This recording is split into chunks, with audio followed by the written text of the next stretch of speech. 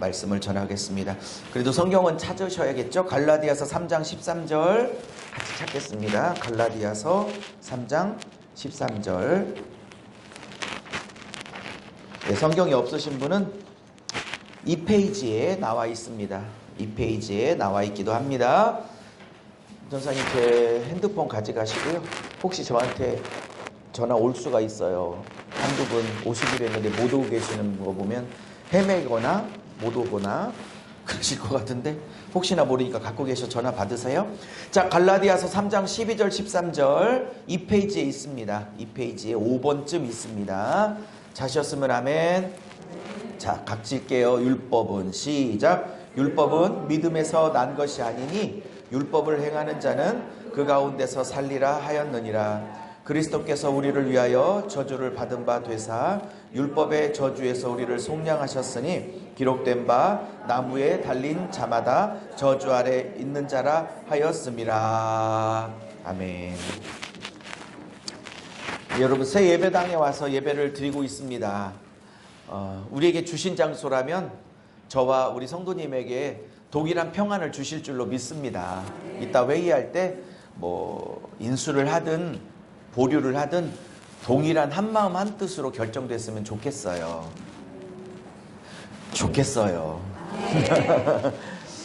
좀 울리죠? 조금 울리는데 이제 잡아가도록 하겠습니다. 여러분, 오늘은 고난주간이 시작되는 첫날이에요. 아까도 말씀드렸지만 예수님이 십자가 지시러 예루살렘에 입성하시는 게 일요일이거든요. 주일날 입성하십니다. 그래서 오늘 예수님이 고난주간 첫날을 맞이하시는 거예요. 그래서 금요일까지 여러 일들을 겪으시고 고난을 당하시다가 급기야 금요일날 십자가에 못 박히십니다. 그리고 3일 무덤에 갇히셨다가 다음 주 주일날 새벽에 부활하심으로 우리의 죄 문제를 완전히 해결하시고 우리를 의롭다 하게 되신 것입니다. 할렐루야. 자, 오늘은 이제 고난주간이 시작되는 주간이라 계속 강해 설교했던 창세기를 조금 한두 주 미루고 이번 주는 고난주간 설교, 다음 주는 부활주 설교를 하도록 하겠습니다. 오늘 말씀의 제목을 이렇게 정해봤어요. 한번 같이 선포해 볼게요. 시작. 예수님의 아멘. 오늘 예수의 피 설교를 하려고 합니다. 할렐루야. 여러분, 제가 22년 이렇게 강대상에서 설교하면서 느낀 게 있어요. 처음에는 몰랐는데 목사가 부흥 설교를 하면 그 시간에는 부흥의 기름 부으심이 임해. 목사가 이렇게 치유 설교를 하고 이렇게 하면 치유의 기름 부음이 임해요. 그래서 육이 치유되든 심령이 치유되든 가정이 치유되든 이렇게 치유의 역사가 있어. 또 목사가 예수의 피를 설교하는 날은 예수의 이렇게 피가 흘러 들어가요. 목사가 그날 성령님의 생수의 역사를 설교하면 생수의 역사가 이렇게 임하는 거예요. 목사가 그날 이렇게 물질의 재정의 기름 부으심을 설교하면 또 재정의 축복들이 열리기 시작해요. 그러니까 목사가 율법을 설교하면 율법으로 성도들이 매이게 되고, 목사가 자유의 복음을 선포하면 자유의 복음이 흘러들어가 맺힌 것들이 다 풀리게 되는 역사가 있어요. 그래서 목사가 소망과 미래를 설교하면 미래와 소망을 주시는 기름 부으심이 흘러가요. 목사가 여기서 승질내면 혈기의 영이 흘러가게 되어져 있어요. 목사가 여기서 원망과 짜증을 자꾸 내면 원망과 짜증의 영으로 성도들이 묶이게 돼 있어요. 그래서 한 명의 주님의 종이 아름답게 서 있는 게 얼마나 중요한 건지, 그를 통해서 풀리는 역사가 있을 수도 있지만 그를 통해서 묶이는 역사도 있을 수도 있고, 그래서 주의 종이 진리로 자유롭게 바르게 서 있고 성령 안에서 깨끗하게 서 있는 것 굉장히 중요한 일이에요.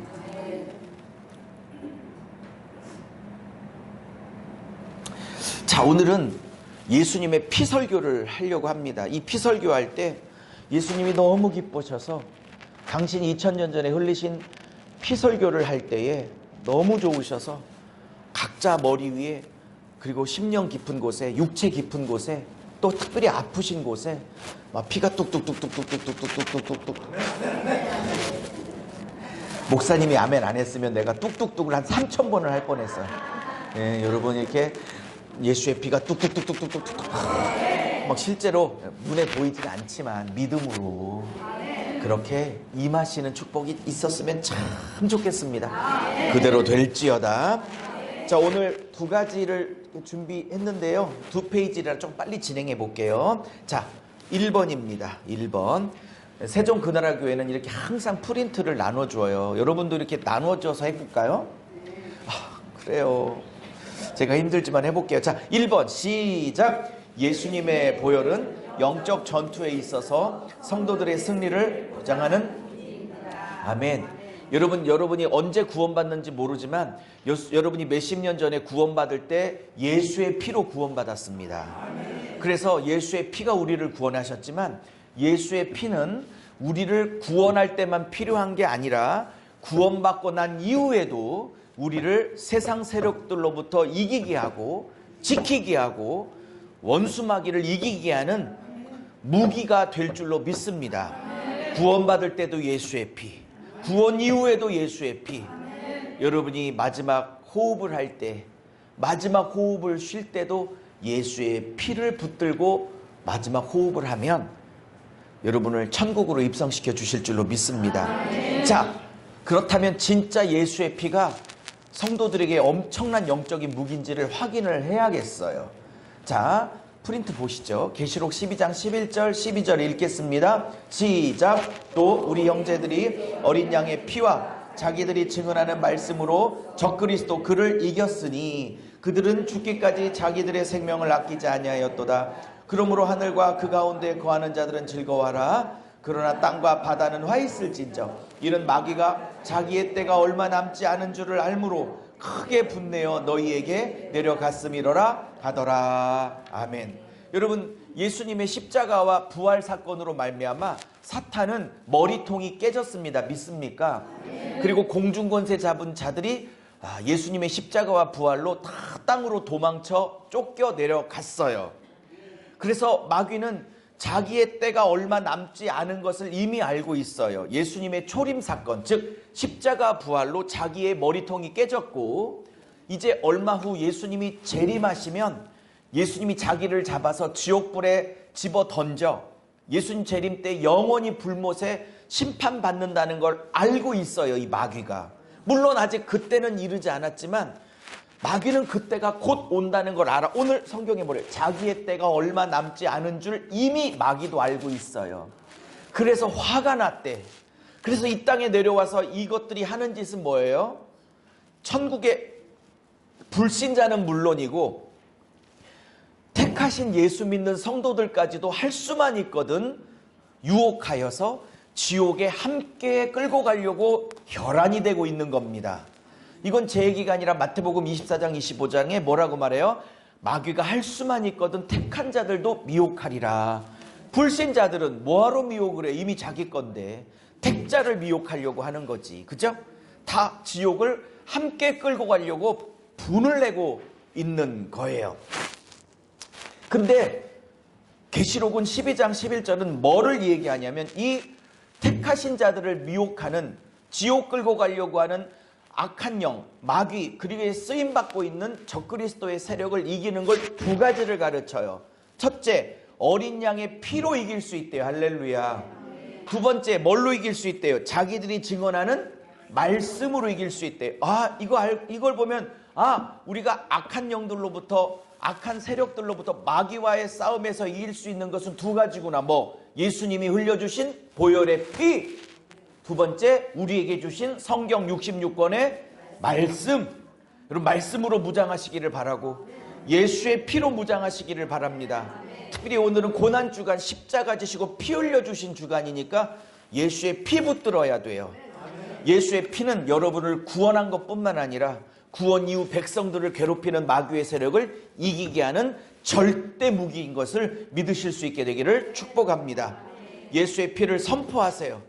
여러분의 질병에 예수의 피가 임할지어다. 여러분의 방황하고 있는 자식들에게 예수의 피가 임할지어다. 아직 안 믿고 계신 남편들에게 예수의 피의 능력이 임할지어다. 믿지 않고 계신 부모님들 예수의 피가 임할지어다. 여러분을 우울하게 하고 슬프게 만들고 자꾸 자학하게 만들고 여러분의 물질을 막고 물질을 자꾸 뺏어가는 악한 영들에게 예수의 피가 임할지어다. 예수의 피로 악한 영들은 다 녹아내릴지어다. 예수의 피로 우리의 죄성은 다 녹아내릴지어다. 이렇게 자꾸 예수의 피를 선포하시래요. 왜? 예수의 어린 양의 피가 너희를 이기게 한다 말씀하고 있잖아요. 할렐루야. 자, 그러면 도대체 예수님이 십자가에서 흘려주신 피가 왜 우리를 이기게 하는 걸까? 제가 두 번째를 써왔어요. 한번 읽어볼게요. 2번입니다. 시작. 예수의 보혈은 율법의 저주를 끊으셨습니다. 할렐루야. 예수님의 피가 모든 저주를 다 끊었기 때문에 예수의 피를 선포하는 순간 율법의 저주, 사단의 저주는 다 끝난 것입니다. 자, 읽어볼게요. 그 근거를 하나씩 공부해보죠. 자, 읽어볼게요. 작은 1번 시작. 율법은 하나님이 사람에게 주신 가르침, 계명, 규례를 말합니다. 히브리어로는 토라라고 말하는데, 이 토라라는 히브리어 율법은 하나님이 아담과 하와에게 혹은 모세에게 또 이스라엘 백성에게 내 백성이 이렇게 살아야 돼 라고 가르쳐 주신 규례와 계명을 토라, 율법이라고 그래요. 최초의 율법은 선악과 규례입니다. 2장 17절 읽어볼게요. 시작. 선악을 알게 하는 나무 열매는 먹지 말라. 네가 먹는 날에는 반드시 죽으리라 하시니라. 하나님이 인류 최초에게 주신 율법 토라는 바로 선악과 먹지 말라는 금령이었어요. 물론 아담과 하와가 이 선악과를 따먹고 타락을 하게 됐죠. 오늘 제가 선악과 사건을 말하려고 하는 건 아니에요. 근데 오늘 주님이 선악과를 먹으면 반드시 죽으리라 그랬죠. 근데 히브리어 원문을 보면 반드시란 말이 없어요. 히브리 원문을 보면 죽다가 히브리어로 뮤트인데 뮤트. 원문을 보면 뮤트 즉 죽고 또 죽으리라 이렇게 나와. 그거를 반드시 죽으리라 이렇게 번역을 했네요. 하나님은 두 번의 죽음을 얘기해. 이 선악과를 먹는 날 죽고 죽으리라. 첫 번째 죽음은 육신의 죽음, 두 번째 죽음은 영적인 죽음. 여러분, 성경에서 말하는 죽음은 제가 써놨죠. 하나님이 말씀하신 죽음은 육적 죽음뿐만 아니라 영적 죽음을 더 많이 의미해요. 성경에서 말하는 죽음은 뭘 의미하냐면 생명이신 하나님과 영원히 분리되는 걸 죽음이라고 그래. 아멘. 그래서 예수 안 믿는 사람은 앞으로 죽기도 하겠지만 이미 죽었죠. 이 땅에 살지만 이미 죽었어. 예수 안 믿는 사람은 살아있는데 죽었다고 하는 이유가 뭐예요? 성경에서 말하는 죽음은 생명이신 분과 생명이신 하나님과 분리되는 걸 죽음이라고 하니까, 예수 안 믿는 사람들은 육체적으로는 잠시 살아있을지 모르지만 영적으로는 생명이신 주님과 분리되어 있으니까 영적으로는 죽은 자인 거죠. 그래서 에베소서 2장 1절에 허물과 죄로 죽을 수밖에 없는 우리라고 그래. 허물과 죄로 죽었던 우리라고 그래. 죽었던 우리라고 그러죠. 왜? 하나님과 분리되어 있는 걸 죽음이라고 하니까. 자, 어쨌든 이렇게 율법을 줬어요. 자, 2번, 작은 2번 읽어볼게요. 시작. 율법을 지키지 못하는 인간의 무능력. 여러분, 모세에게 하나님이 10계명을 줬죠. 맞습니까? 10계명? 근데 어떤 그 유대인 랍비가, 말씀 선생이 창세기부터 레위기까지 하나님의 명령과 규례를 다 세봤대요. 물론 줄임은 10개지만 규례들이 세부 규례들이 많잖아요. 그걸 세봤더니 몇 개가 나왔을까? 그거 써놨는데 613가지가 나왔대요. 이거는 제가 세본 게 아니라 유대 유명한 랍비 말씀 선생이 셌기 때문에 그 사람이 유명한 사람이에요. 이 사람 이론에 따라 다 613가지로 알고 있어요. 근데 제가 세보진 않아서. 그러나 그분에 따르면 세부 규례가 613가지. 이거를 합치면 10개명, 이거를 세부로 자르면 613가지. 그러니까 이 613가지를 다 지켜야 의롭고 선하게 되는 거야. 자, 근데 문제는 로마서에 말했던 것처럼 613가지 혹은 10계명은 의롭고 선한 것이죠. 근데 문제는 이걸 지킬 실력과 능력이 우리에게 있어요, 없어요? 613가지 10계명은 의롭고 선한 거지만 이걸 지킬 실력이 나와 여러분 안에 있다, 없다? 지킬 의지도 있어, 없어? 때로는 지킬 의지가 있다 할지라도 의지를 실현해낼 수 있는 실력과 능력이 없어. 여러분 한번 여쭤볼게요. 내가 예수님의 뜻대로 성경의 말씀대로 정말 말씀대로 살아봐야지 이러고 은혜 받아서 결단해 본 적이 있어요? 없어요? 인생에 한 번 정도? 많이 있죠. 여쭤볼게요. 내가 말씀대로 살아봐야지 결단할수록 사라져? 아니면 더 안 사라져? 결단하는 날 더 죄 많이 짓지 않아요? 더 싸우지 않아요? 내가 남편 사랑해야지 하는 날 부부싸움 하지 않아요? 내가 아내를 섬겨봐야지 하는 날 꼭 싸우게 되거든. 여러분 율법은 선하고 아름답고 의로운 거지만 율법을 지킬 실력이 사람 안에 없어. 그죠? 그러면 무슨 문제가 생기느냐? 작은 3번에 같은 문제가 생겨. 자, 3번을 보세요. 율법은 선한데 이걸 못 지키면 어떤 현상이 벌어지느냐? 그건 4번이구나. 그러면 3번은 뭐냐? 613가지를 다 지킬 수만 있다면 이런 축복이 온대. 이론적으로는. 근데 불가능해. 자, 그러나 지킬 수만 있다면 이런 축복을 주시겠다고 했으니까 읽어는 봅시다. 자, 신명기 28장으로 가요. 1절부터 6절까지로 가요. 1페이지 끝부분입니다. 시작. 네가 내 하나님 여호와의 말씀을 청종하면 이 모든 복이 너에게 임하여 너에게 이르리니 성읍에서도 복을 받고 들에서도 복을 받고 내 몸의 자녀와 내 토지의 소산과 내 짐승의 새끼와 소와 양의 새끼가 복을 받을 것이며 내 광주리와 떡반죽 그릇이 복을 받을 것이며 네가 들어와도 복을 받고 나가도 복을 받으리라. 할렐루야. 제가 6절까지밖에 안 썼는데 7절 이후에도 막 복이 나와요. 다 못 써서 그렇지. 여러분 저는 1절부터 6절 못 읽은 7절 이후의 복까지 우리 서울군활학교의 한 분 한 분 성도들이 진짜 다 누렸으면 좋겠어요. 이 복이 여러분에게 임할 지어다. 근데 6절에 네가 나가도 복을 받고 집에 들어와도 복을 받고 이거를 제가 나들목 축복이라고 하거든요. 나가도 들어와도 축복받는다고 그래서 나들목 축복이라고 하는데 여러분에게 나들목 축복이 꼭 임했으면 좋겠어. 막 광주리 떡반죽 그릇 막 양의 새끼 소의 새끼 막 너의 자손들 막 이런 복이 막 영육간에 넘치기를 축복합니다. 근데 존재 조건이 있어. 1절에 여호와의 말씀을 613가지를 다 순종하며. 근데 이게 가능해 안 가능해? 안 가능해서 다 못 지키면 4번 같은 결과가 오기 시작한다는 거예요. 자, 이제 2페이지로 가요. 4번 가요. 그러면 율법을 다 못 지키면 어떻게 되느냐? 이런 화가 임한대요.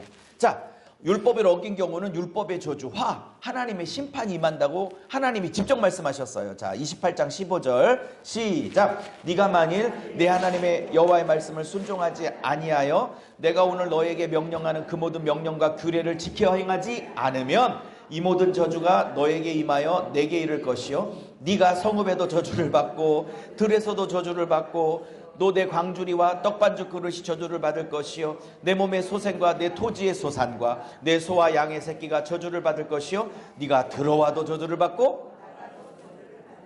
어머 세상에, 이거 어떻게 하면 좋아. 613가지 지킬 실력이 내게 없는데. 여러분 612개를 지켰는데 마지막 한 개를 못 지켜서 범죄했어. 그럼 하나님이 봐줘? 아니면 한 개 못 지켰기 때문에 다 죄인이야? 2번이야. 그러므로 지킬 수만 있다면 이 축복을 다 받을 수 있지만 현실적으로 우리의 죄성으로 인하여 불가능하기 때문에 율법이 주는 축복보다는 율법이 주는 저주를 받을 수밖에 없는 게 우리야. 그러면 하나님이 우리 율법의 저주 아래에 있는 요 말 이해하시죠? 율법의 저주 아래 놓여 있을 수밖에 없는 우리를 그냥 방치하겠어요? 이 저주를 누군가에게 대신 지게 하시고 우리를 율법의 축복으로 인도하시기를 원하시겠어요? 그죠? 그래서 예수님이 율법의 저주를 십자가에 다 지시고 우리가 못 지킨 죄악을, 우리가 지키지 못했던 율법을 예수님이 다 지켜내시고. 자, 그러면 정리해 봅시다. 우리가 받아야 될 저주를 예수님이 십자가에서 대신 다 져주시고 그 저주를 해결하셨고, 우리가 지켜야 될 율법 613가지는 예수님이 다 지키셔서 우리에게 그 의를 전가시켜 주셨어요. 저주는 가져가시고 율법을 다 지킨 의로움은 우리에게 전가시켜 주시고, 할렐루야. 이거를 신학적 용어로 전가라고 그러죠. 저주는 가져가 버리시고 의로움은 우리에게 입혀주시고, 할렐루야. 그러니 예수님이 얼마나 고마운 분이고 얼마나 감사한 분이고, 할렐루야. 자, 사도 바울은 깨닫고 복음을 이런 식으로 설명합니다. 자, 율법은 갈라디아 3장 12, 13 시작. 율법은 믿음에서 난 것이 아니니 율법을 행하는 자는 그 가운데서 살리라 하였느니라. 뭐라 그래요? 율법을 행하면 그 가운데 살 거래. 즉 이건 말이에요. 뭐예요? 613가지를 지킬 수만 있다면 구원을 얻을 수 있어 라는 뜻이야. 그런데 이게 불가능하다고 말씀드렸죠. 그래서 율법의 저주 아래 우리가 놓여있게 됐죠. 근데 예수님이 이거를 해결하셨대요. 감사하게도. 자, 갑시다. 그리스도께서 시작. 그리스도께서 우리를 위하여 저주를 받은 바 되사 율법의 저주에서 우리를, 할렐루야. 그리스도께서 우리를 위하여 친히 저주를 받았대. 여러분, 율법을 지키지 못한 저주는 누가 받아야 돼? 내가. 근데 그 저주를 누가 대신 받으셨대? 예수께서. 할렐루야. 그리고 우리를 율법의 저주에서 속량하셨대요. 여러분, 우리가 성경을 읽으면 구원이란 말과 구속이란 말을 이렇게 볼 수 있죠, 성경에. 근데 구원이란 말은 헬라어에 물에서 건졌다는 뜻이에요. 근데 구속이란 말은 누군가가 생명값을 대신 치르고 나를 값주고 대신 사셨다라는 의미를 갖고 있어. 그러면 예수님이 십자가에서 피 흘리신 사건을 정확하게 표현하는 건 구원이 조금 더 정확하겠어요? 대가를 치르고 구출하신 구속이란 단어가 좀 더 정확하겠어요? 그래서 예수님이 하신 일을 조금 더 정확하게 말하려면 구속이란 말이 훨씬 더 정확한 말이다 라고 말씀드릴 수 있을 것 같아요. 자, 기록된 바 나무에 달린 자들마다 저주 아래 있는 자였더라. 이 말은 제가 써놨죠. 신명기 21장 23절에 있는 말이야. 자, 설명드릴게요. 절 보세요. 로마에는 세 가지 처형법이 있었대요. 첫째, 제일 흔했던 게 참수형, 단두대에다 칼을 걸어놓고 그냥 목을 자르는 거. 그게 참수형이에요. 두 번째, 그냥 칼로 목을 매달아 죽이는 교수형. 이게 보통 범죄자들에게 많이 썼던 처형법이랍니다. 근데 예수님은 참수형도 아니고 교수형도 아닌 십자가형으로 달려 돌아가셨죠. 그건 왜 그랬냐면 십자가형은 너무 고통스러워서 잘 안 쓰는 처형법이랍니다. 너무 잔인해서. 그러니까 참수형이든 교수형이든 그냥 몇 초 만에 끝나잖아요. 고통 없이. 근데 이 십자가형은 죽을 때까지 2, 3일 보통 걸린다는데 죽을 때까지 인간이 경험할 수 있는 모든 고통을 다 경험해야만 죽는 병이래요. 그래서 보통 건강한 그 남자들은 2, 3일 걸린다는데 예수님은 6시간 동안 버티다가 돌아가셨죠. 그만큼 보통은 2, 3일 걸리는데 예수님이 6시간밖에 못 견뎠다는 건 예수님이 십자가 지기 전에 채찍에 맞아 이미 몸 상태가 거의 바닥이었다는 걸 의미하기도 해요. 보통 하루 만에 죽는 사람은 거의 없답니다. 2, 3일 동안 사람이 겪을 수 있는 모든 고통을 다 겪어야만 죽는 게 십자가 처형법이래요. 그 예수님이 얼마나 힘든 고난을 겪으셨는지 알게 되겠죠. 근데 왜 교수형, 참수형도 있는데 십자가 나무에 죽으셔야만 했는지 유대 종교 지도자들이 예수님을 교수형, 참수형도 아닌 왜 십자가형으로 죽이려고 그렇게 애를 썼는지 신명기 21장 23절에 이렇게 나와. 신명기에 가면 21장에 뭐가 나오냐면 나무에 달려 죽게 만들잖아요. 그거는 하나님께 저주받은 것이라는 말씀이 있어요. 그러니까 나무에 달려 죽는 사람은 그냥 죽는 게 아니라 저 사람 하나님 앞에 저주받은 자야. 이런 불명예가 있는 거야. 무슨 말인지 이해하셨습니까? 그래서 신명기법에 따라 나무에 달려 죽는 사람들은 하나님의 저주를 받아 죽는 것으로 이 히브리인들이 유대인들이 알아먹었기 때문에 예수님을 유대 종교자들이 꼭 뭘에 죽이려고 했던 거야? 십자가에. 왜? 예수가 메시아가 아니라 저거 봐. 신명기 21장 23절처럼 나무에 매달려 죽은 걸 보니까 저는 메시아일 수가 없고 하나님께 저주받은 자야 라고 백성들을 설득하려고, 예수를 메시아로 믿고 있는 백성들을 미혹하려고 십자가형을 유대 종교 지도자들이 고집한 거예요. 이해하셨어요? 근데 이게 또 역설이 돼서 예수님이 나무 십자가에 달려 돌아가신 건 맞아. 하나님의 저주를 받아 돌아가신 게 맞아, 역설적으로. 왜? 우리가 받을 저주를 예수가 다 받아서 돌아가셔야만 했기 때문에, 그래야 우리의 저주가 해결되기 때문입니다. 할렐루야. 자, 그러면 시간이 없으니까 제가 세종도 그렇고 서울도 그렇고 예수님이 해결하신 많은 율법의 저주 중에 오늘 두 가지를 살펴보려고 해요. 예수님이 해결해 주신 저주 많은 것 중에 두 가지를 살펴봅니다. 1번, 자, 작은 1번 살펴볼게요. 질병. 시작. 질병의 저주를 끊으신 예수님의 보혈의 능력. 신명기 28장 21절 22절 보면 말씀을 청종하지 않고 하나님 말씀을 듣지 아니하면 육체의 질병을 하나님이 내리실 거라고 얘기해요. 자, 읽어볼게요. 시작. 여호와께서 내 몸에 연병이 들게 하사 네가 들어가 차지할 땅에 마침내 너를 멸하실 것이요 여호와께서 폐병과 열병과 염증과 학질과 한재와 풍재와 썩는 재앙으로 너를 치시리니 이 재앙들이 너를 따라서 너를 진멸하게 할 것이니라. 뭐하면?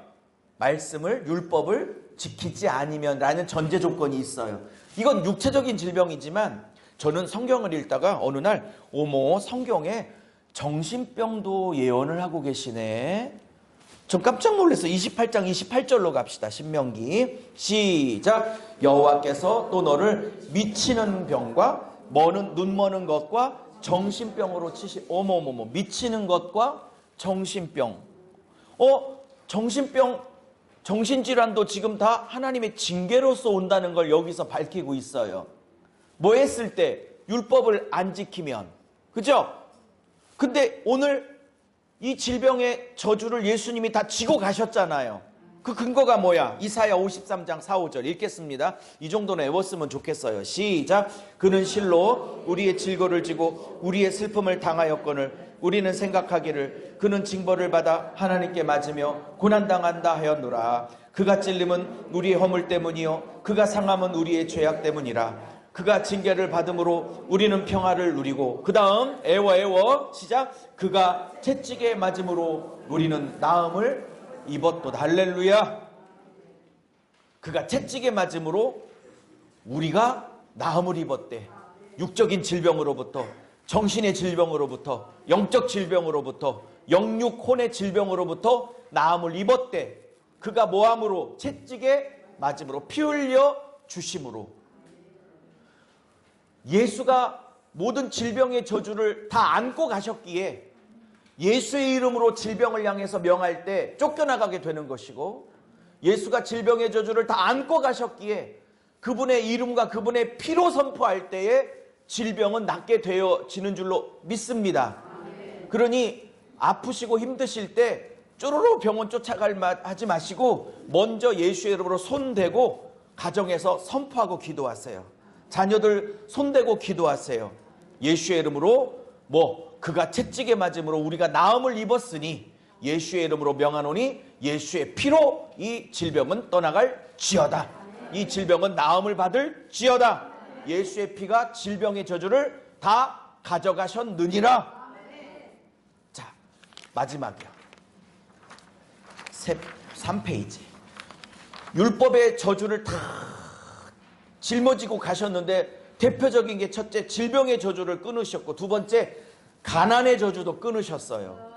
여러분, 자, 창세기 3장 17절 18절 선악과를 따먹음으로 인하여 땅이 저주받아 아담과 하와에게 경제적인 고통이 오기 시작해요. 물질의 고통이 오기 시작해. 자, 이 저주도 예수님이 다 끊으셨습니다. 자, 보세요. 아담에게 시작. 아담에게 이르시되 네가 네 아내의 말을 듣고 내가 너에게 먹지 말라 한 나무의 열매를 먹었은즉 땅은 너로 말미암아 저주를 받고 너는 평생에 수고하여 그 소산을 먹으리라. 땅이 너에게 가시덤불과 엉겅퀴를 내리라. 열심히 일해도 소득이 없어. 열매가 없어. 경제적인 아픔이 오는 거야. 물질이 막히게 되는 거야. 물질이 막히신 분들 있잖아요. 뭐 100% 그런 건 아니지만 예수의 이름으로 이 저주를 파하시기를 바랍니다. 예수의 이름과 예수의 피로 명하노니 우리 집에 물질의 묶임들, 물질을 도둑질하는 세력들, 물질을 앗아가는 악한 영들 예수의 이름으로 예수의 피로 다 떠나갈 지어다. 예수의 피로 소멸될 지어다. 저는 예수의 피로 녹아내릴 지어다. 성령의 불로 다 태워질 지어다. 물질을 꽉 묶고 있는 묶임들 성령의 검으로 다 잘려나갈 지어다.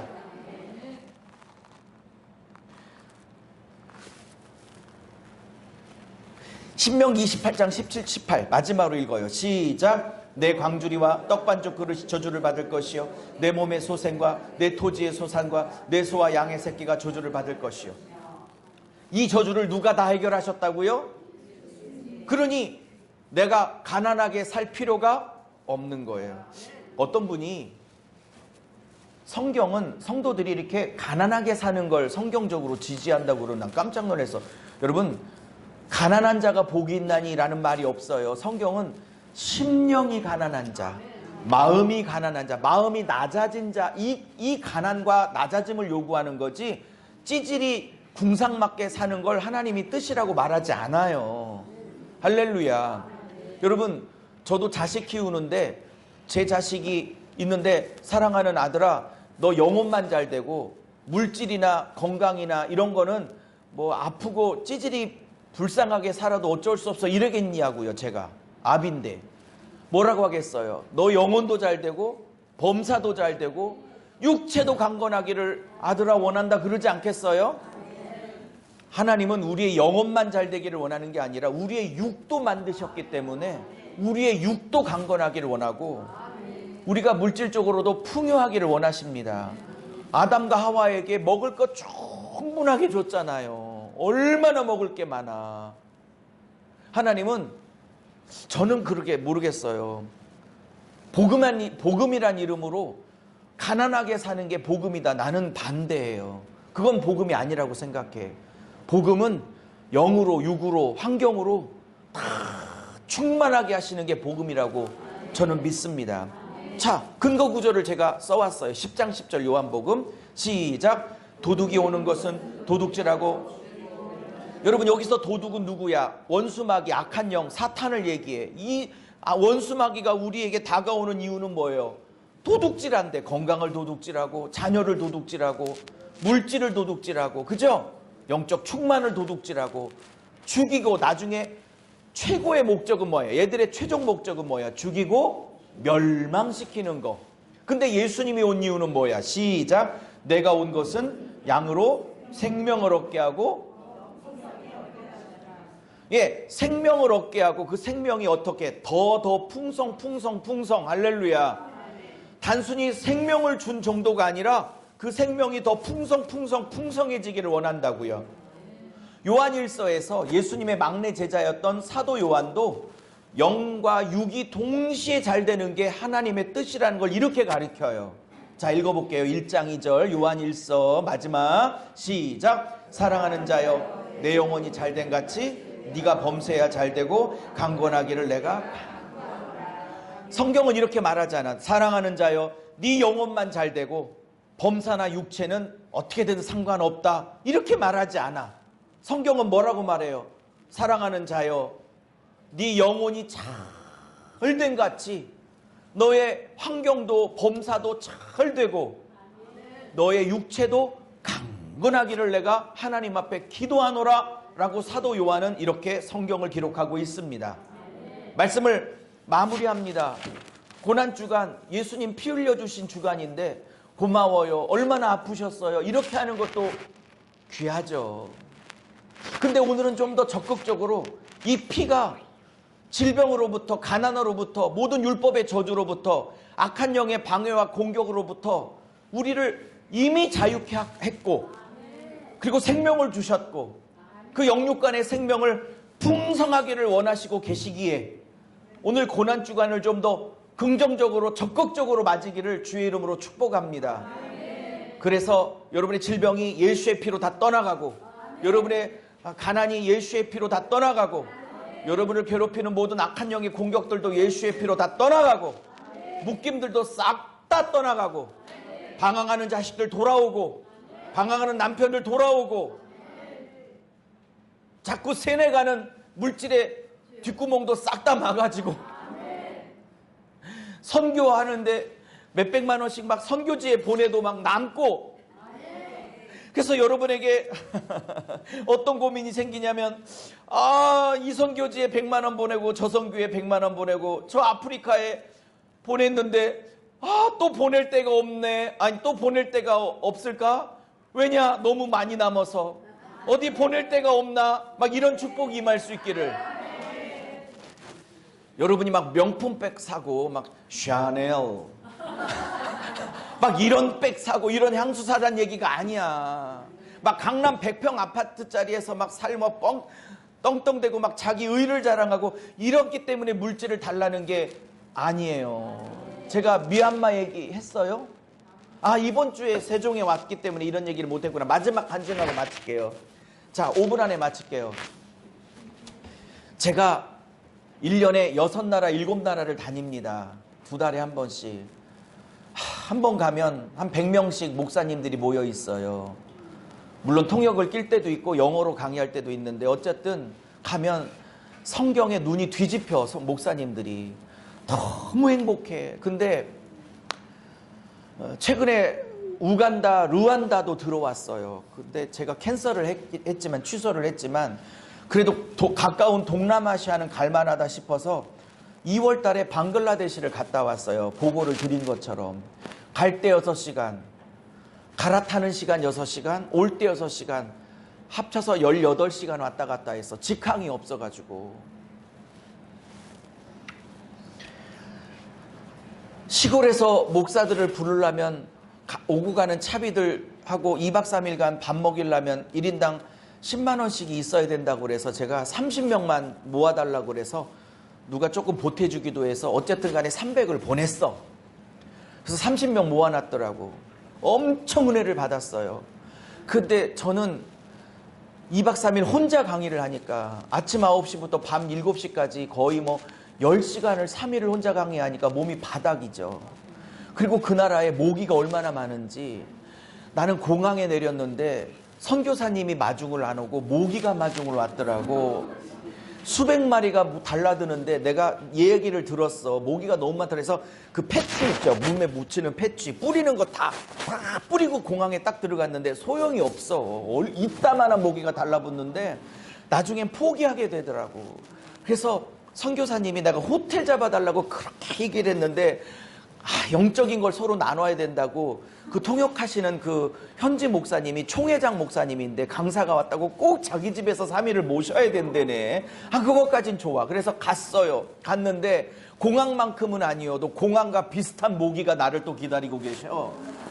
에프킬라이 없대. 홈키파 없대. 근데 막 거실에 수십만 이가 떠돌아다니는데 그렇게 산 지가 오래됐대. 그냥 예수님과 벗하고 살지 않고 모기하고 벗하고 사신 지가 오래됐대. 그럼 강사방이라도 뿌려놔야지. 모기장 하나 쳐놨는데 모기장 안에 이미 수십 마리가 계셔. 그래서 그 11시가 다 됐는데 어떻게든지 막 선교사님께 이렇게 한국 선교사님께 부탁을 해서 에프킬라를 해가지고 싹 뿌리고 겨우 잤어요. 근데 너무 많으니까 많이 뿌려야 되니까 막 나중에 질식. 그러니까 모기를 잡아, 유목사를 잡아. 거의 유목사를 잡는 수준까지 뿌려야 다 없어지니까. 그리고 3일을 거의 잠을 못 자고 하루에 10시간씩 강의하고 잘 은혜스럽게 마쳤어요. 그리고 다시 6시간 기다리고 또 6시간, 18시간을 타고 와야 돼. 인천공항에 내렸어요. 기도가 절로 나와. 무슨 기도가 절로 나와? 1번 또 보내주십시오가 했을까? 2번 다시는 안 가게 해주십시오가 나왔을까? 자매 몇 번? 2번 기도가 절로 나오더라고. 근데 총회장 목사님이 너무 은혜를 받으셨는지 마지막 날 마지막 시간에 나랑 상의도 없이 자기 혼자 이런 선포를 했어. 이분 밑에 300명이 있거든요. 이분 밑에 300명인데 내가 30명 돈밖에 못 보냈으니까 30명만 부른 거야. 근데 자기가 은혜를 너무 받았는지 나랑 상의도 없이 이번 집회가 너무 좋았다. 왜냐면 맨날 성령 사역하고 막 병 고치는 목사만 20년 오다가 성경 가리키는 목사가 처음으로 와서 막 너무 좋았던 모양이야. 그러면서 나랑 상의도 없었어. 혼자 선포를 하는데 내가 오늘 예수의 이름으로 선포하겠다. 그래서 내가 뭔 선포를 하는지 벌써 불안에 떨지 나는 옆에서. 우리 목사님 내년에 또 오실 건데 내가 언제 온다고 그랬어. 내년에 또 오실 텐데 100명을 모아놓겠대. 너무 아깝대 이 강의가. 내가 그 말 쓰는 순간 은혜가 됐겠어. 심장이 철렁했겠어.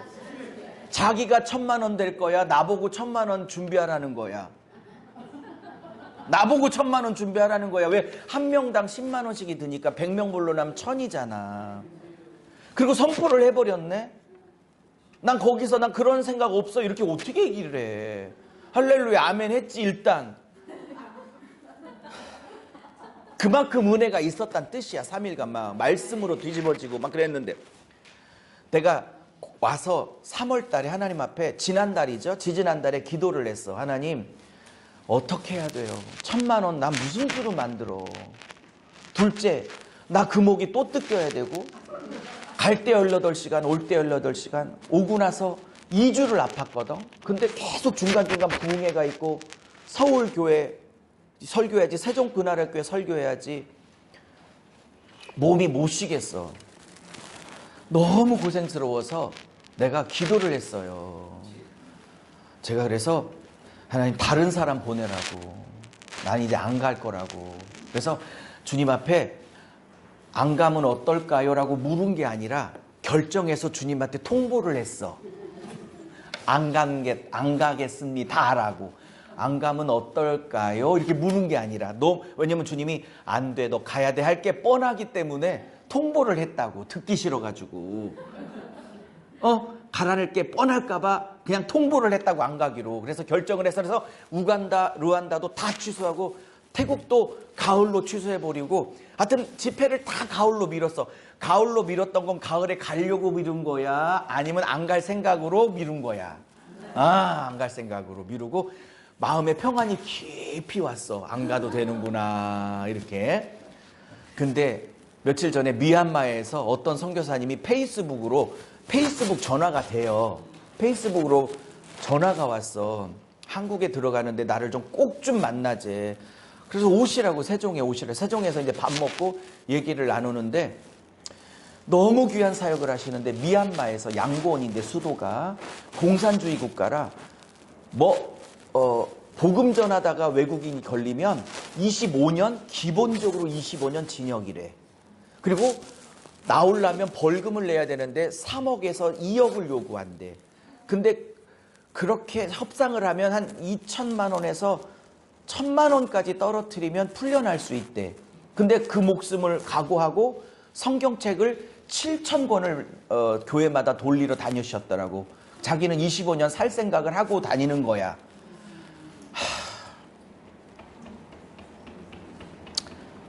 근데 어찌 오셨냐고. 그러니까 느낌이 불안한데 어찌 오셨냐고. 하여튼 좋은데 어찌 오셨냐고. 형님 뻘이신데 어떻게 오셨냐고 그랬더니 우연히 유튜브 말씀이 너무 공부하고 선교지에서 말씀이 너무 배고프고 힘들고 해서 한국 목사님들 유튜브를 계속 찾았대. 말씀이 배고파가지고. 그러다가 이렇게 유석영 목사님을 딱 했는데 딱 첫날 말씀을 듣는데 완전히 꽂히셨대. 너무 좋았대. 그래서 한 달 내내 제 것만 유튜브를 듣다가 귀국을 했대. 그래서 나를 꼭 만나야지 그랬대. 그래서 감사합니다. 어떻게 도와드릴까요? 저는 성경책 한 20권, 30권 한 권당 10,000원씩이면 목사 하나씩 준대. 목사들이 성경이 없대니까. 왜냐면 갖고 있다 걸리면 바로 감옥행이래요. 현지인도. 공산국가라. 너무 타이트하대. 그래서 성경책을 목사들에게 보급하는 일인데 한 30권 우리 교회에서 한 30만 원 해서 성경책을 좀 보내드려야지. 이제 요 정도까지 마음을 먹었어. 근데 이분의 원하심이 성경책 보급이 아니야. 쭉 얘기를 나누는데 자기 밑에 한 200에서 300명의 제자 목사들이 있대. 20년 했으니까 미얀마에서 한 50명을 모아놓을 테니까 내년에 아니 올 11월에 와달라는 거야. 근데 아까 25년 징역형 얘기를 안 했으면 모를까. 25년 징역형 얘기를 했잖아. 그리고 걸리면 일단 2, 3억을 부르는데 다 받을 생각은 없고 한 1,000만 원 정도면 보통 풀려난대. 그러니까 1,000만 원은 즉석에서 쏴줘야 될 돈이 있어야 된대. 여차하면. 거기를 와달래. 그래 나 못 간다. 나 무서워서. 그러더니 자기가 다 뇌물을 지금 한 달에 한 번씩 먹이고 있대. 자기가 선교사는 거 알고 성경 나누는 걸 다 알아서 자기는 이미 다 발각되어 있는 사람이라 그러니까 걱정하지 말고 자기가 지금 다 뇌물을 쓰고 있으니까 목사님 오셔서 그냥 강의하시고 혹 그럴 리도 없지만 혹 잡혀 들어가면 1,000만 원 내시면 된대. 그 목사님은 한 200에서 300만 좀 미리 보내달래. 아이들 목사들 차비 주고 먹여야 될 음식 준비를 하니까 제가 그래서 선교사님한테 그랬어요. 선교사님 나 사실은 이러저러해서 한 달 전에 어떤 나라 서울 그 나라 교회까지 개척해놓고 나 몸이 진짜 12개라도 부족하다. 그냥 나는 한국 목회만, 한국 목사님들만, 한국 성도님들 하기로 하고 나는 해외 선교는 내 마음에 접은 지 한 달 됐고 하나님께 통보를 했다. 그러니 선교사님이 마음을 접으시라. 그랬는데 안 된대. 안 된대.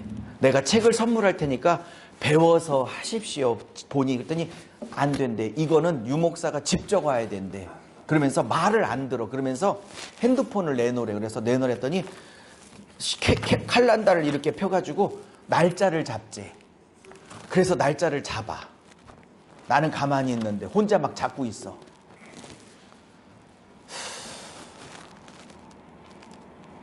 제가 어떻게 깨요? 어떻게 깨? 1번 끝까지 안 가겠다고 버티고 선교사님 보내버렸다. 1번 나는 안 가고 싶고 나는 나갈 마음이 1도 없는데 내가 원하고 안 원하는 건 아무 관계없이 하나님은 나를 밀어붙이는구나 이러고 마음을 접고 가기로 결정해서 날짜를 잡았다. 2번 몇 번? 2번. 그래서 2번으로 하기로 하고 가기 싫어서 밀어놨던 태국도 11월에 잡아서 태국과 미얀마가 국경이거든요. 바로거든요. 그래서 가기 싫어서 안 가기로 겨울에 밀어놨던 태국 신학교 100명 청년들 신학교 애들 100명 신학교 그것도 안 가고 싶어서 밀어놨는데 그거 하고 국경 넘어서 미얀마로 가기로 했어요.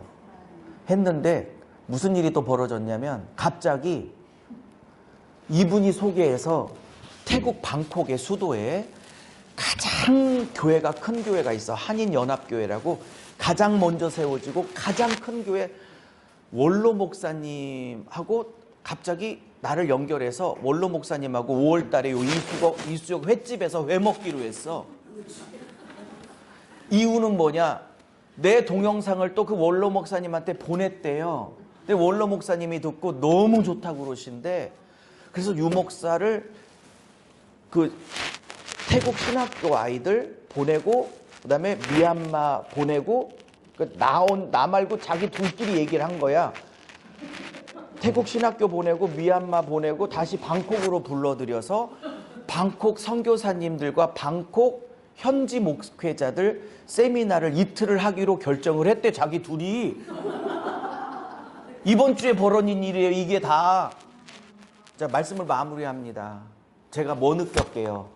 내가 가고 싶다고 가고 안 가고 싶다고 안 가고 하나님 앞에 이제 안 가기로 통보했으니까 알아서 하시오. 나는 모릅니다. 나는 이제 한국에만 다닐 겁니다. 내가 아무리 결정해서 통보를 하든 말든 나랑 하나님하고는 아무 관계없구나. 그냥 내가 가고 싶다고 안 가고 싶다고 그럴 팔자가 아니구나. 내가 그냥 내가 뭐라고 하나님 앞에 떼를 쓰고 투정을 하든 그냥 하나님은 원하시는 대로 그냥 밀어붙이시는구나. 내가 그래서 이제 그 6개국 7개국 다 취소했거든요. 우간다까지. 내가 하나씩 다 하겠다고 연락을 해야겠다, 이런 생각을 했어요. 만약에 그렇게 되면 내가 한 주 서울 그 나라 교회를 비워야 돼. 두 나라를 다니려면 그것도 여러분이 나중에 11월 달에 양해해 주시고, 또 여러분의 양해도 필요해.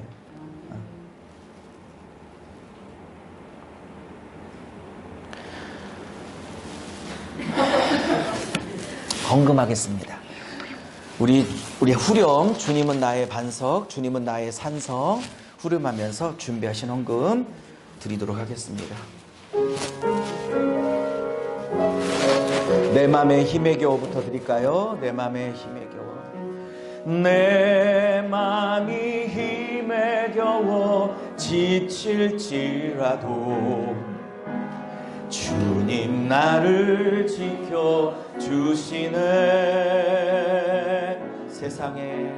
세상에 오만 풍파 몰아칠 때도 주님 나를 지켜주시네. 주님은 나의 산성, 주님은 나의 요새, 주님은 나의 소망,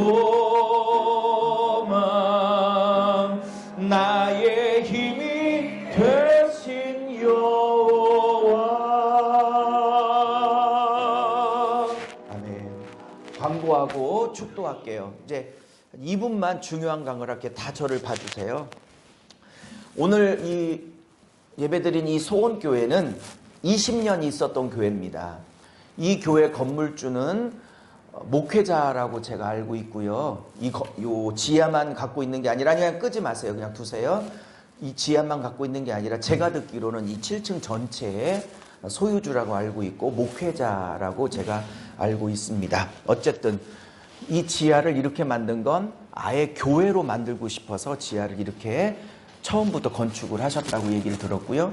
여기 장로교 합동측인데 20년 동안 잘 계셨다가 최근에 이 담임 목사님이, 이 교회 담임 목사님이 다른 합동층 교회랑 잘 얘기가 돼서 아름답게 교회를 합병해서 잘 돼서 나가셔서 여기를 2주 전에 내놨고요. 제가 그거를 사이트에 봐서 연결을 해서 미리 한두 번 왔다 갔습니다. 그리고 여기를 인수할지 말지를 이제 여러분과 결정하려고 오늘 여기서 예배를 드렸고요. 여기 담임 목사님은 이상하게 저희를 잘 보셨는지 다른 교회도 여러 번 왔는데 우리 교회가 좀 들어왔으면 좋겠다고 다른 교회를 좀 안 보여주고 계셔서 우리가 오늘 결정을 해야 될 것 같아요. 제가 금액을 보니까 1층이 35평, 지하 본당이 35평, 1층 교육관이 25평에서 총 60평입니다. 1층은 이따가 한번 올라가들 보세요. 목양실 있고, 그 다음에 주방 다 있고, 수도 있고, 도시가스 들어와 있고, 잘 되어져 있습니다. 그래서 본당 따로 1층 따로 내놨는데 주인하고 이 목사님이 그냥 이 두 층을 한꺼번에 인수하지 않으면 조각조각은 이렇게 안 내놓겠다고 얘기하셔서 어느 교회든 이 두 칸을, 그러니까 두 층을 함께 인수할 교회를 찾는다. 그래서 제가 요 지하만 인수할까 했는데 그렇게는 안 되겠다고 하셔서 할 수 없이 됐고요. 보증금은 1, 2층 합쳐서 3,500만 원이고요. 달달이 월세는 215만 원, 두 개 합쳐서 215만 원이고, 관리비가 8만 원 들어서 223만 원입니다. 여름에 한참 에어컨 쓰거나 겨울에 히터를 쓸 때도 크게 안 들어서 한 10만 원 정도면 되는데, 여기가 워낙 시원해서 여름에도 크게 많이 안 틀고, 여러분 바닥에 이렇게 지금 난방이 보일러가 싹 다 깔려 있어요. 그래서 지하인데도 습하지 많이 않죠. 꿉꿉하지 않죠. 그래서 이게 보일러가 다 깔려 있어서 그다음에 이 정도 시설 하려면 권리금 시설비를 받잖아요. 일반 상가도. 얼마 들었을 것 같아요? 꽤 적어도 몇 천 원 들었을 거예요. 1, 2층 합쳐 우리 이 본당하고 1층까지. 근데 시설비를 얼마를 받으시냐면 여기 본당 1층 다 모든 시설을 그냥 우리가 다 그냥 통째로 인수하는데 500만 원만 받으신다고. 그냥 거저죠. 완전 거저죠. 그래서 합쳐서 4천 정도 총 금액이 필요합니다. 그러면 제가 10월 6일 날 개척하고 열심히 여러분이 주신 헌금을 한 푼도 안 쓰고 10원 한 장까지 다 모으고 있었어요. 착하지? 나중에 이렇게 얻어야 될 때를 필요해서 제가 한 푼도 안 쓰고 꼬박꼬박 10원 한 장까지 다 모았어요. 6개월 동안. 그랬더니 한 2천만 원이 조금 못 돼요. 한 1,800 정도 되는 것 같아요. 그러면 얼마 모질라는 거예요? 2,300? 2,200 모질라는 건가? 그러면 이제 우리가 이제 뭐 새로 해야 돼. 1층 카페트가 너무 오래됐으니까 데코 타일도 깔고 그다음에 문도 좀 유리문으로 바꿔야 되고 20년 동안 청소를 안 했으니까 입주 청소도 좀 한번 하려고 그래서 여유 있게 한 500 정도 해서 그냥 다 그냥 합쳐서 한 2,500만 원 정도 부족해요. 그러면 이 얘기를 할까 말까 고민하는데 성령께서 제 마음에 기도 부탁도 하라는 마음도 주시고 또 혹시 이 2,500만 원을 마련하는 일에 마음에 감동이 오시는 분들은 10,000원도 좋아요. 진짜 5만 원도 좋고 10만 원도 좋고 그 이상도 좋고 내가 시험에 안 들 정도만 감동이 오시는 분들만 하시고요. 나는 감동이 안 오는데 절대 하지 마. 괜히 감동도 안 오는데 했다가 막 교회를 나오느니 안 나오느니 그런 얘기 하지 마시고요. 부탁드립니다.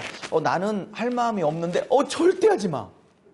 하지 말고 그냥 이렇게 나와주신 것만으로도 땡큐. 그러니 요만큼도 부담 갖지 말고 그러면 목사님 나머지는 어떻게 하려고요? 하나님하고 담임 목사가 알아서 해결합니다. 괜히 그 물질 때문에 215만 원 개척교회 부담되는데 2,500만 원 보증금 부담되는데 이래서 교회 다음 주 안 와 이러지 말고 10원도 안 해도 되니까 그냥 와주시면 돼요. 그리고 평소처럼 헌금하시고 평소처럼 11조 하시는 분 하시고 그냥 늘 평소처럼 하시면 돼. 대신 한 분이든 두 분이든 혹시 마음에 감동되시는 분이 있으면 시험 들지 않는 범위 안에서 성전 인수 헌금을 좀 해주셨으면 감사하고 모질라는 분은 하나님하고 제가 알아서 해결을 하겠다. 아니 해결할 능력이 안 돼 보여 얼굴 보니까. 그러니까 제가 하나님하고 해결을 할 테니까 걱정하지 마시고 요만큼도 부담 갖지 마시고 감동 오는 분들만 그렇게 한두 주 사이에 해주시면 감사하고 아니어도 괜찮으니 절대 시험 들지 마시기를 바랍니다. 자, 축도하고 일부 예배를 마치고 오늘은 이렇게 할게요. 오늘은 그룹별로 하지 않고요. 그냥 이렇게 좀 1층 가서도 좀 둘러보시고 간식도 좀 잡수시고 그렇게 해서 기도를 조금 일찍 시작할게요. 그래서 4시 50분에 통성기도회 시작할 테니까 오늘은 그룹별 모임을 하지 않도록 하겠습니다. 좀 둘러보시고 의견을 내주세요. 통성기도 하기 전에 여러분 다 들었으니까 의견들을 좀 내주셔요. 좋습니다. 저는 마음에 인수하고 우리가 여기를 썼으면 좋겠습니다라는 생각이 드네요. 하시는 분들만 한번 끄덕여 봐요. 네. 자, 손 들어봐요. 네, 여기를 썼으면 좋겠네요. 한번 손 들어보세요. 손 들어보세요. 자, 내려보세요. 자, 반대 손 들어보세요. 반대. 없죠? 반대? 이유가 뭐예요? 말씀 좀 해주실 수 있을까요?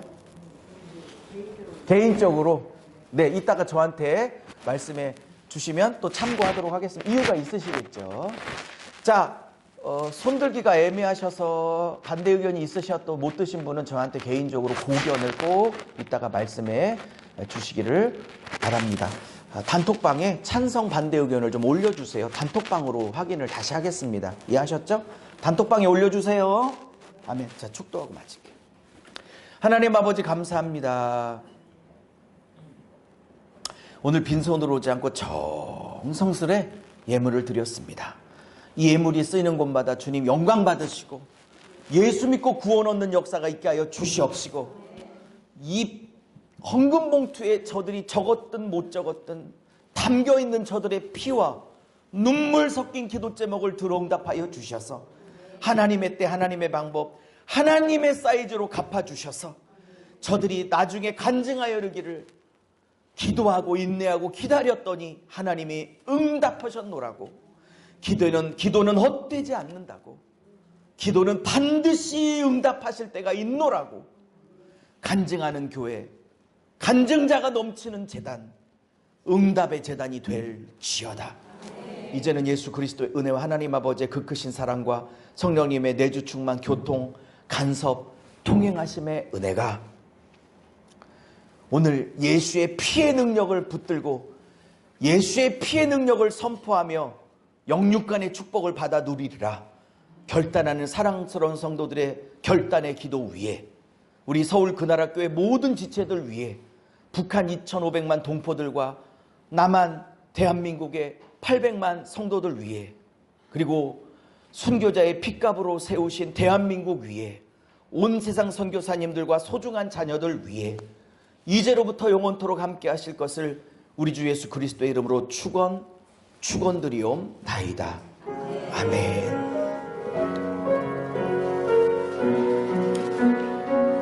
아멘. 자, 20분 정도 간식 드시고 좀 교제 나누시고 1층도 좀 다녀오시고 그런 시간을 갖겠습니다. 4시 50분에 통성기도에 갈게요. 수고하셨습니다.